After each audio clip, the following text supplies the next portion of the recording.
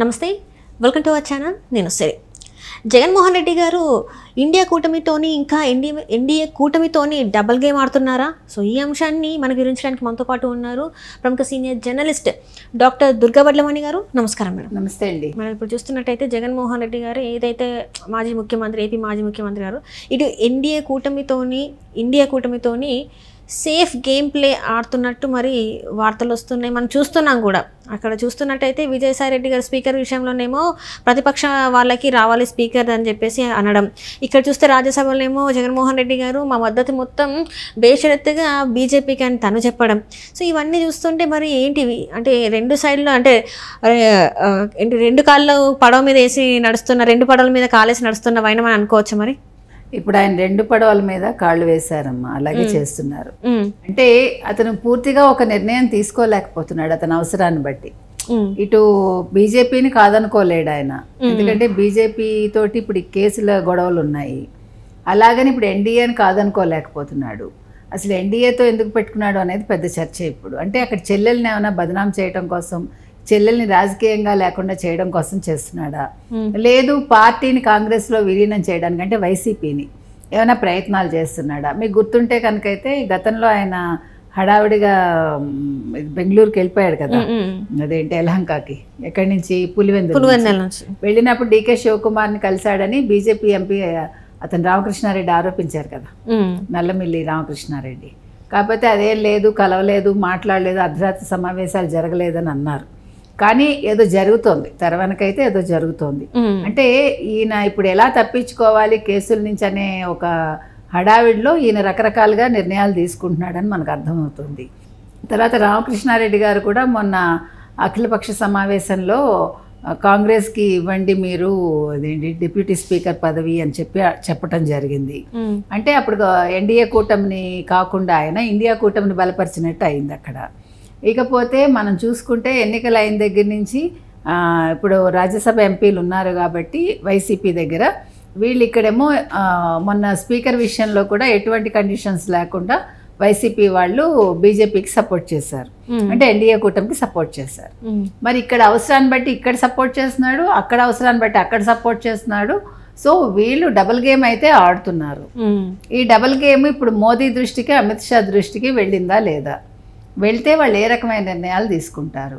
ముఖ్యంగా ఇప్పుడు ఈ శ్వేతపత్రాలు రిలీజ్ అయ్యాయి కాబట్టి దీని మీద చర్యలు మాత్రం వెంటనే ఉండాలని అందరూ కోరుకుంటున్నారు, ప్రజానీకం ముఖ్యంగా ఆంధ్రప్రదేశ్ ప్రజలు ముందుగా కోరుకుంటున్నారు.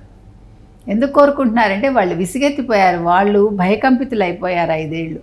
అసలు వాళ్ళకి బతకడానికి కూడా సరైన దారి తెన్ను లేక వాళ్ళు అంటే నిత్యం భయంతో బతికారు వాళ్ళు.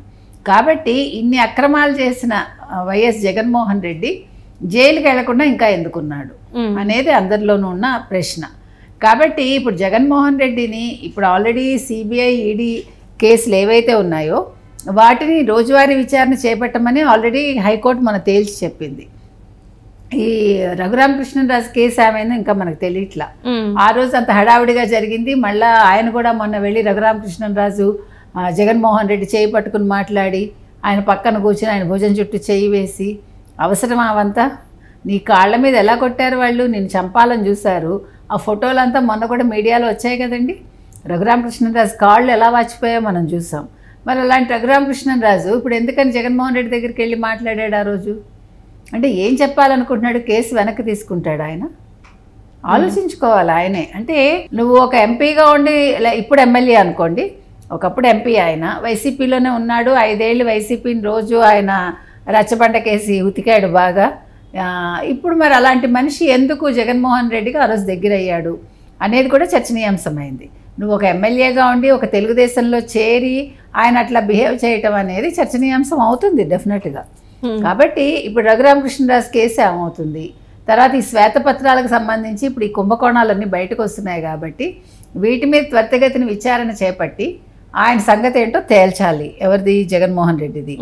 అదేవిధంగా ఇప్పుడు విజయసాయి రెడ్డి పేరు ఇవాళ బయటకు వచ్చింది, జీవీఎల్ నరసింహారావు పేరు బయటకు వచ్చింది బీజేపీకి సంబంధించి.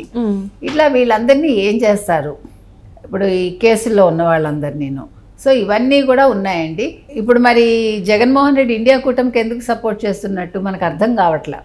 ఎందుకంటే ఇండియా కూటమి అంటే కాంగ్రెస్ తో కలిపిన మొత్తం పార్టీలన్నీ ఉన్నాయి. మరి ఇప్పుడు రాహుల్ గాంధీకి ఏమీ పవర్ లేదు. మరి ఎందుకు ఈయన సపోర్ట్ చేస్తున్నాడు అంటే ఈయన వ్యూహం ఏంటి? ఈయన బయట నుంచి సపోర్ట్ చేసి రేపొద్దున మళ్ళా ఏమైనా రాగలనని అనుకుంటున్నాడా? రావాలనుకున్నా ఇంకా 5 ఏళ్ళు టైం పడుతుంది. ఇప్పుడు షర్మిలను ఏదైనా చేద్దాం అనుకున్నా కూడా షర్మిల ఏమీ మొన్న నెగ్గలేదు. కాకపోతే షర్మిల ఇప్పుడు అధ్యక్షురాలుగా ఉన్నారు. ఇప్పుడు నువ్వు షర్మిలను తీసేసి నువ్వు ఆ అధ్యక్ష పదవి తీసుకుంటావా? ఏమో మనకి ఈయనదైతే ఇక్కడ మాత్రం మనకు కొంచెం గందరగోళంగానే ఉందండి. అంటే కరెక్ట్గా ఆయన దేని మీద ఆలోచిస్తున్నాడు అనే దాని మీద మనకు క్లారిటీ రావట్లేదు. ఆయన అంతర్గతంగా ఏముంది ఆయన మనసులోని. ఇప్పుడు మరి ఈ రాజ్యసభ ఎంపీల కోసం బీజేపీ ఎటువంటి నిర్ణయం తీసుకోదా? మరి సపోర్ట్ కావాలి కదా, ఈ 11 మంది రాజ్యసభ ఎంపీల సపోర్టు బీజేపీకి కావాలి. కాబట్టి వాళ్ళు జగన్మోహన్ రెడ్డి విషయంలో మెతక వైఖరి అవలంబిస్తారా? ఇవన్నీ కూడా మనం చూడాలి. అంటే ఇవన్నీ 2 పార్టీలకి, ఇటు ఎన్డీఏ కూటమి కావచ్చు, ఇండియా కూటమి కావచ్చు, జగన్మోహన్ రెడ్డి గారి వ్యవహార శైలి తెలిసి కూడా ఇట్లా అంటే వాళ్ళు కూడా ఏం తెలియనట్టు పైకి చూపెడుతున్నారు. ఆయన అవసరం ఉన్నప్పుడు ఆయన వాడుకుందాం అని అన్నట్టే ఉన్నారు అని అనుకోవచ్చు. మరి అలాగే ఉందండి. ఇప్పుడు బీజేపీ కూటమిలో ఉంటూనే కొన్ని విషయాల్లో మరి నిర్ణయాలు తీసుకోకపోవటం అనేది ఆలోచించాల్సిన విషయం కదా.